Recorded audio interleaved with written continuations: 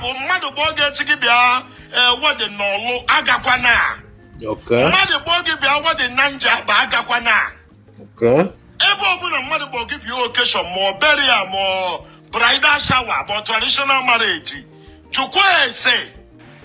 Egbe dị na kampụ ndị a adịrọ na military cantonment. Egbe dị na kampụ ndị a adịrọ na military cantonment. Okay, ụmụnne na-ege m ntị, don't worry, ị ga-watch top the video. Unu furu ife me nwanne anyị nwoke bụ Okwuluora ndị Igbo ebe ọ gara Imo steeti ụmụaka. O mesi ebe a na-apụta ụmụnne anyị wee bulie ya. Do you understand me? Ịma na ọ ya mpụta ebe a na-agwa gị na akwa oke nọ n'ụlọ gwara oke nọ n'ama na azụ dị na ngịga. And na onye ori adịghị ejele ori ebe ọ mara na some of our people are na-asị ndị Fulani. Gọvanọ Soludo pụtara wee gwa mụ na gị na-abụ na 99.999% ndị ejidere na Anambra steeti bụ ụmụaka Igbo na ọbụla Fulani. Made video ebe a ma na-agwa gị that na I somehow believe ihe Soludo kwuru. Some of unu pụta bido kwedata propaganda. Soludo ji wee bụ ụlọ ndị Fulani ka ọ na-arụrụ ọrụ. O ji wee bụ na mbụ na-achọ favor from Soludo. O ji wee bụ that na mbụ Fulani broad. Ọ bụ o ji wee bụ na mbụ saboteur. O ji wee bụ na this one. Why are we lying to ourselves? Kedu ife anyị na-edeceive onwe anyị? Kedu ife mụ na gị na-abụ na-edeceive onwe anyị? Some part of Anambra State today will go stand. Ọ bụ ndị Fulani kọsụrụ ya. Some part of Imo State today will go stand. Ọ bụ ndị Fulani kọsụrụ ya. Kedu ife mụ na gị na-abụ ji aghọrọ onwe anyị aghụghọ? Ụmụazị a na-akpọ ụmụ ọma na-agwa gị na Fabiari to defend you and I. Then why are we afraid of them? Why are they causing more damage and more havoc in our society? That vigilante in a village today in our two. That vigilante, local vigilante in our neighborhood. Are you afraid of him? Then why are we afraid of unknown gunmen? Mobile afana apata na cream no nge waka na protect. Mana ikpa agụ mụ na gị na-abụ emeli occupy. Mana fa chụpụrụ ndị afọ nọ n'ọfịa mana fa na-agwa gị na fa nọ n'ọfịa to protect you from Fulani herdsmen. Mana na-apụta n'ụzọ na-apụ ọnwụ onye Igbo buru ya banye ime ọfịa the same ọfịa ahụ a na-agwa gị na fa nọ. Why are we deceiving ourselves? I'm happy na Okwuluora nwere the courage ịpụta nkwu eziokwu. Some of ndị ifere a na-apụ a na-alapụkwa bụ a na-apụcha alapụfa agwafe ife a ekwu ma fa pụta. O nwere ike nke Okwuluora nwere ike agwara ya such thing. Battle Okwuluora ji wee dị bold enough na inwe the courage afọ m ebe some people na-ekwu na ihe ọ na-ekwukwe bụkwa life ya ka ọ na-etinye in danger. Do you understand me? Because ọ ya wapụta na-agwa gị that na South East adịrọ safe some of unu ada anyị makwa na o nwere ihe ndị Fulani na-esmel na-eme but na ụmụnne m na gị na-abụ na-etake igwe advantage of it wee na-alụ kam. Do you understand what I'm saying? So mgbe ọ bụla mụ na gị na-abụ gwara onwe anyị eziokwu anyị Igbo ga-adị peaceful again. Ụmụnne mụ na gị na-abụ nọcha na mba today ọ bụ dị onwedị ka ife si wee mee anụbakwa ọgụ a na-anụ ebe ka anyị ga-agbaje. Some part of northern Nigeria and some part of Yoruba land today ka dị anyị Igbo mụ na gị na-abụ na anyị wee dị save. A na-ekwuo ya ịkọba ọnụ ụkwa ka ọla m n'ọnụ. Watch stop the video. We saw more than 10 men on gun. And when I say no Okwuluora na-emebi afọ ndị Imo State that I'm trying to bring up a propaganda. They were 10 guns, more than 10 guns, saying lie down. I don't know how to. I'm then stop. I'm missing words. Mother Fanana, I was shaking. I covered my eyes because the irony of it be phone you money. Amado Miruna and even to drive a map park go. Madiruna to blood of Jesus. Blood of Jesus. When you cause the same shut up. Say blood of Jesus. A Brumo Zubo. Somebody very much even no Doloma Kanuku. Dot woman in Moto. Uchianamo na Doromonate blood of Jesus. A team on Okada. Umwalirum Budani Royan Kanam Okada. Onye nke bụ egbe na-abụ onye abụ egbe na-abụ lekwasị n'azụ ọkada m eburu m n'ọkada na-eti blood of Jesus na-asị na onwere ihe mme na m abịakwa ori n'aka ka m bịara inye na abịabe m ebe a before ha biko ha egbuna m egbu eburu m na moto ihe a m na-ekwu tata kedeti tata bụ 31st July 2025 Jehovah kusunu ne kendaha. Onye zomunto na 30th of July 2025. Obo na ntinye mo wopu. Kamra pay for the 1st of August. Okay. Acho me for the 1st of August. Mobo na ntinye mo wopu.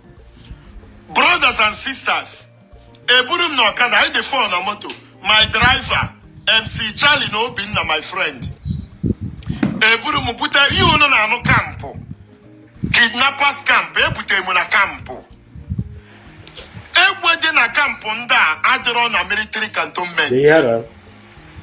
Egwe na campo nda adiro na military cantonment. Yeah. Ana ma yo because can you please tie my eyes? Achomu ko onye mbo fom mo kan fo onye maka happy babum. The truth is that I don't want to die.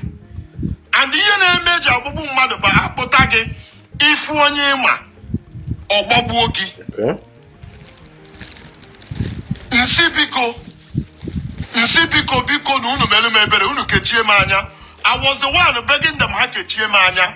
Ekechiro m anya. Asị mmepe anya na kampụ mmepe. Afọ more than 100 boys bu egbe. Afọ eji m anya mfu ọnwụ m. Enwe ndị ticha mma na ọmụ n'akụkụ. Anọzi m na-eche ka ewere mma. Asị m na a ga-eji mma gburie my skull. Ihe na-echezi bụ asịgo m Chineke ekpere ahụ mbe. Asị m Chineke otu o si masị gị. Ọ bụrụ na ọtata bụ July 30 ga-abụ my last on earth. Nsi Chineke ọkwa ịma na enwe m nne nwere ofu okwu. Ọkwa ma ha we struggle biko. Nsi Chineke na-edo my mother anya. Ụmụnne m console ha. Ono ọbụla o si dị to the glory of God. Anụ m anọtụ ona elerizi egbe n'enu close range. Anọkata m chebe ọchị n'ime obi m. Asị m Chineke na ọ bụrụ na ọkịka m na-abọ. I want to see myself again in Enugu State. Asị m Chineke na ọ bụrụ na ọgị nwa ka m na-akpọ. Enwe ndị si m gose egbere m fonu m niile kponye ha. Do you know na ewere nke moto m? Onye ọbụla mana ihe nna anya bụ Toyota Tacoma. Asị m ha biko, can you take my Toyota Tacoma? Moto m nwere security. Mụnwa mechiri anya je gosi na security dị moto. Si na biko, unu nwee ike iburu moto a ka m were ụkwụ gbapụ ụzọ je maa ka m esi nweta onwe m n'Owere laba. I surrendered my moto. I surrendered phone m niile. Si na password phone m niile. Were phone m niile buru my moto rapụ m. Nna Chineke dị egwu. Unu ọmana onwere onye metụ m aka n'alụ. Ịmana onwere ofu onye ka m mepere anya mfụ na half of ndị kidnapụrụ ọmụmụ onye mbụ. Ha na-asị onwe ha na onye a bụ Okwuluora ndị Igbo, na onye a bụ ezigbo mmadụ, na onye a na-enyere ndị mmadụ aka. Ihe niile anọ n'ụmụaka na Njaba local government area of Imo State. Enwere ofu mkpụrụ onye metụ m aka n'arụ. Ana m agwa gị eziokwu. Ha were ego niile m nwee. Ha kpọrọ m jee na POS. I was taken to POS wekọrọ ego niile m nwee. Even ego niile ahụ m nwee eji m obi m niile wee nye gị ya. Ewere m ego m niile nye ha si na biko buru unu moto m. Unu ewere ego m niile buru unu moto m chiri fonu m. Ofu ihe ka m na-ayọ ha. Asị m ha biko meelu unu m ebere. Ihe niile a bụ ndị Igbo. Please, ndị a bụrụ ndị Awụsa Fulani. Ịma ndị be anyị na-awọrị onwe fa. Oge asị ikpe m na Fulani adịghị eme ihe n'ala Igbo. Ndị kidnap bụ ndị Igbo. Ha niile na-asụ Imo steeti. Ọ bụrụ na onwe onye nọ di ya na-abụrụ onye Imo steeti ma na onye bigo n'Owere ma ọ bịa n'Imo steeti na-asụ Imo steeti. Ihe m na-eche bụ ka akụọ m ihe. Abịatukwuba anyị na asị na kọmanda ga-abịa. Asị ka onye bụ onye isi. My driver si na ọmụ bụ ọga. MC Charlie si na ọmụ bụ ọga. The other guy si na ọmụ bụ ọga. Akpọrọ m jebe somewhere tii mụ na ọkada. You can imagine ebe onye bụ gị na ọkada nye egbe n'olu nyara egbe n'aka. Onye nke nọ gị n'azụ nyara egbe ọkada eto ọzọ. Ihe nọ na-akpọ blood of Jesus have mercy on me. Ana m ekwu ya n'obi m. Blood of Jesus have mercy on me. Blood of Jesus have mercy on me. Blood of Jesus. Nsi Chineke na ọ bụ na o nwechi ọzọ mma ya zana m. Ọ bụ na ịbụ onye Igbo ebe ọbụla ị nọ nsogbu dị. Egbe m fụrụ yesterday. Ndị bụ egbe a bụ ụmụ okorobịa. Some of them atọ m ha atọ. Egbe a ndị a ji n'aka ka a ga-esi nata gị ya. ebe mụnwa bụ Okwuluora ji pụta alive onye ọzọ ji ọpụtakwa na alive ndị a na-agwa gị nwecha akampụ onye ọbụla bụ onye ụmụaka bụ onwe gị eziokwu ụmụaka bụ ghost town ndị niile bi n'ụmụaka agbafusigo there is no way you can ndị nọ n'ụmụaka bụ few people na-eme POS and they have no there whatever happens they take anọ m dị na-ebe ebere eburu m bupụ jee weta ego niile dị na akaụntụ m ibi nwoke m bata n'Owerri yesterday ihe nji na akaụntụ m bụ 2,000 naira ọ bụrụ na onwe onye chọrọ inyelu mmadụ aka kịta ọ bụrụ na ị na-achọ to help me before ọ kịta ka ị ga-help m because echeki PP m na PP m dị very high ewere ego m niile the truth bụ na ndị a bụ kidnappers ka anyị gwa onwe anyị eziokwu adị m asọ mmadụ anya Chineke sigodi na ụnyaahụ bụ my final day so be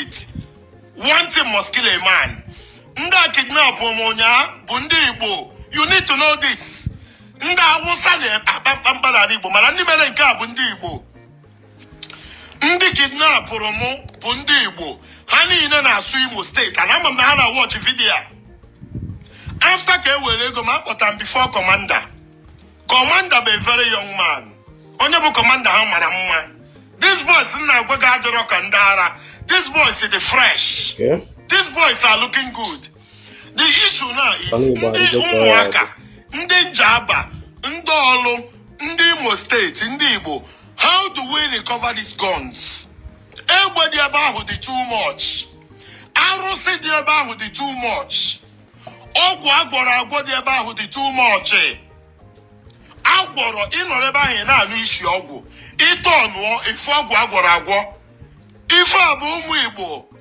ife a bụ ụmụnne na-egbu nwanne ha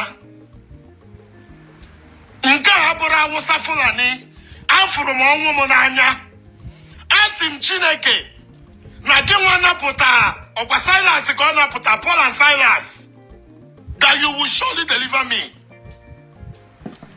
anasị m ego m niile nsọ na onwe ka anyị ga-esi naba buru moto kwunu m moto nna anya a sọrịnda m moto m sọrịnda fon m niile so ihe m chọrọ iji wee pụta bụ isi m ị mana kọmanda nyere ọda the kọmanda nyere ọda si buru moto Okwuluora binye ya kọmanda sisi kọmanda jụ m na ọ sụ ya n'Imo steeti ama asị ọ si na onwe onye mata ụmụaka nsị ya n'ụsa enwere ike icheki atọ m kọmanda ahụ atọ mana ihe nwoke bụ n'ukwu egbe gba ama okirikiri ru 100 ka a ga-esi recover I don't know how to exaggerate no matter how trend it in a military or whatever ịbanye ụmụaka inwe problem ihe njekwu ya bụ mmadụ bụ oge echi gị bịa wedị n'Ọlụ agakwana mmadụ bụ oge bịa wedị na Njaba agakwana